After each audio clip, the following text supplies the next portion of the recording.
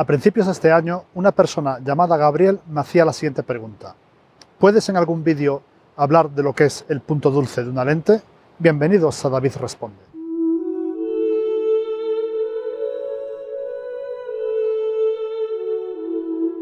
Para entender lo que es el punto dulce de un objetivo como este que tengo aquí, sencillamente tenemos que entender dos ideas. La primera de ellas es que teóricamente, y es muy importante el punto teóricamente, que una lente cuanto más cerramos su apertura, mayor calidad de imagen en teoría da. Y por otro lado tenemos el concepto de la difracción óptica que vamos a hablar ahora. Pero de todas yo creo que si vemos un ejemplo práctico se va a entender esto mucho mejor. Como os digo siempre, ignorar un pelín todo este conjunto de cables que tengo todo por aquí. Esta es la versión cutre de poder grabar la que está viendo esta cámara en una grabadora externa que está aquí abajo. Bueno, la versión es un pelín cutre por no gastarme 600 euros en un grabador externo decente. Bien, hay un tronco más o menos ahí abajo que he enfocado con esta lente que es un 50 mm de Canon y es una lente que va de f1.8 a f22, pero vamos a hacer estas pruebas desde f2.8. He enfocado más o menos en esta zona de aquí.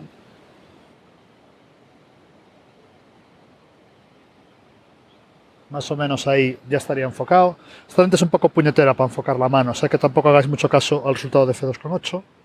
Y aquí, entre tanto cable, espero, tengo un disparador manual. Estoy con una velocidad de 1.4000, con lo cual no creo que vibraciones que haya con el trípode afecten a esta prueba de f1.8. Ya he enfocado en ese punto de ahí, que será nuestro punto de comparación. Y si esto no funciona muy bien, porque no estoy seguro que con esta lente este enfoque manual sea lo mejor, pero bueno, era lo que tenía más o menos ahora para hacer esta prueba. Si no, os muestro en el ejemplo siguiente unas imágenes ya hechas en casa en mejores condiciones que aquí, conforme hago esto, pero más o menos el método que voy a seguir ahora es el mismo. Estoy a ISO 400, como podéis ver aquí en esta pantalla que muestra demasiada información. Vamos a quitar un pelín de información de ahí, porque tampoco es que nos interese tanta. A ver, ahí. Y velocidad 1.4000, como decía, no afecta nada. F2.8, hago la primera foto. Primera foto está hecha. Y ahora lo que hago es moverme un paso de luz en apertura, que podría ser, por ejemplo, F4. Y subo un paso de luz en tiempo de exposición para compensar esa diferencia. Y intento no tocar ISO. Digo intento no tocar ISO y aseguraros de estar en un ISO que os permita velocidades altas para la lente que tenéis puesta, aunque esté puesto en un trípode. Lo digo intento no tocar ISO porque a lo mejor el ISO me está introduciendo ruido a ISOs altos, que no es lo que nos interesa aquí. Y haría la segunda foto con F4, ya tendríamos la segunda foto hecha. Ahora nos vamos a F8, perdón, F5.6, que es el siguiente paso de luz. De nuevo vuelvo a aumentar el tiempo de exposición, un paso de luz. Hago mi tercera foto y continúo así. Pues ahora tocaría F8. Podríais hacer los pasos de un tercio intermedios. La cámara esta está configurada para cada movimiento de cada una de estas roscas sea un tercio de paso de luz.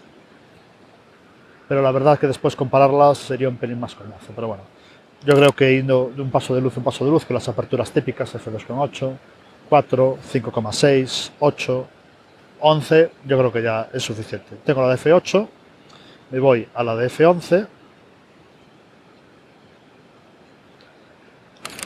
Ya tengo hecha la foto de F11, me voy a la de F16.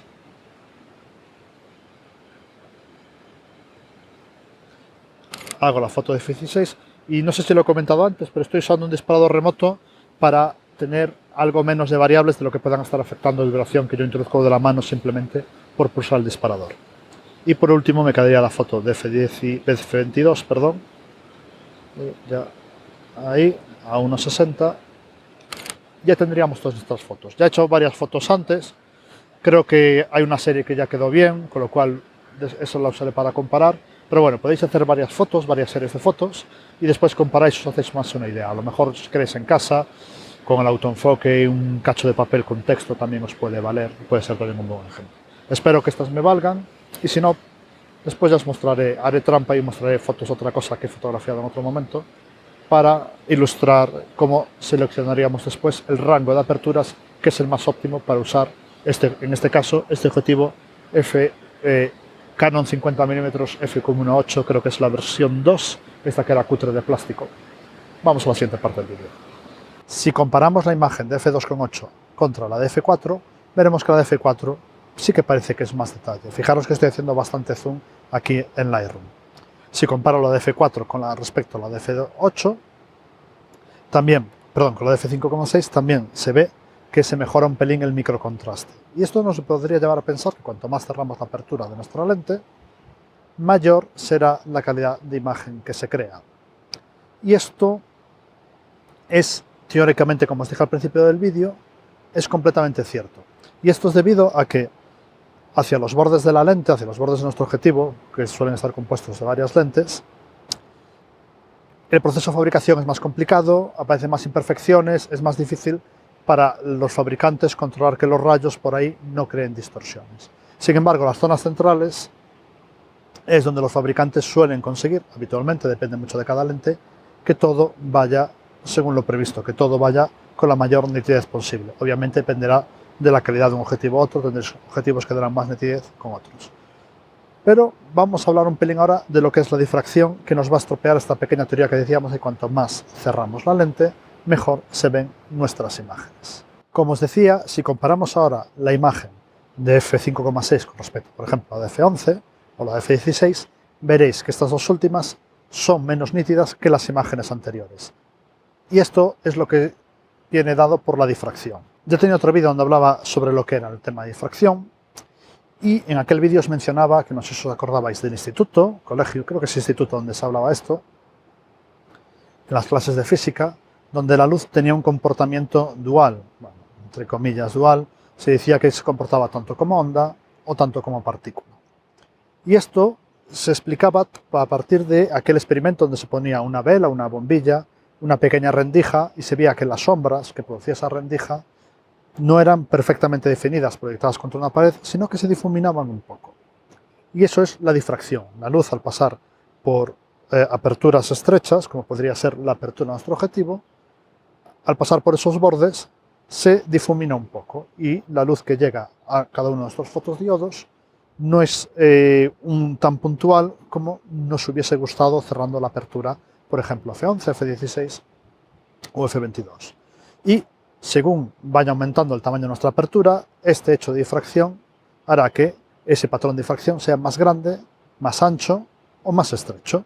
Y puede llegar a un punto, que es el problema cuando estamos a F11 o F16, de que el área que marca nuestros fotodiodos, que nos van a ser un píxel en nuestras imágenes, a lo mejor ese patrón de difracción empieza a invadir el fotodiodo vecino o el píxel vecino. Con lo cual, ese borde tan nítido que teníamos antes definido a F5.6 a F8 empieza a difuminarse, puesto que hay una pequeña interferencia entre la luz que debería llegar solamente a un fotodiodo con respecto a sus fotodiodos vecinos. Y con esto podemos llegar a responder la pregunta con la que abría el vídeo.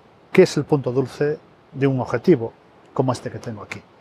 Pues básicamente va a ser la región, digamos que, por ejemplo, me lo estoy inventando ahora, que este objetivo a partir de F4, F5.6, etc., la nitidez tampoco ya aumenta mucho. Los detalles que muestra son más o menos casi perfectos. A lo mejor es una focal concreta, F5.6, a lo mejor es una región que, por ejemplo, puede ir de F2.8 a F8, dependiendo de lo bueno o malo que sea nuestro objetivo. Y va a ser habitualmente hasta F8, porque a partir de F8 es habitualmente donde los sensores actuales ya empiezan a mostrar problemas de difracción cuando cerramos mucho la apertura de nuestros objetivos. Entonces, ahí estaría el rango donde podríamos intentar hacer las fotos para que todo saliese perfecto. Obviamente, la profundidad de campo que queramos conseguir también está ahí. A lo mejor queremos muy poca profundidad de campo, con lo cual a lo mejor necesitamos de todas, aunque sea menos nítido, disparar el objetivo a F1.4 en vez de F2.8, porque así conseguimos la profundidad de campo, bueno, casi ninguna profundidad de campo, o todo lo contrario, a lo mejor para sacar todo lo que queremos necesitamos la foto a F11, porque eso nos va a dar la profundidad de campo que queremos sin tener que recurrir a técnicas como focus stacking. Está muy bien saber dónde nuestro objetivo se comporta mejor, pero yo creo que las prioridades artísticas de la fotografía están por encima de los resultados técnicos. Si para hacer una foto con un tiempo de exposición concreto y una profundidad de campo concreto tenemos que disparar a F13, yo hago la foto tranquilamente a F13 porque va a ser la foto que yo quiera ver. Y a no ser que después imprima muy grande, tampoco se va a notar tanto muchas veces la diferencia que hay entre F8 y F13. Bueno, espero que este vídeo os haya gustado, espero que os quedase un pelín más claro el concepto ese de punto dulce de un objetivo. Y ya sabéis, si no estáis suscritos tenéis un botón por ahí abajo, y si os ha gustado un vídeo, darle al me gusta y nos vemos en el siguiente.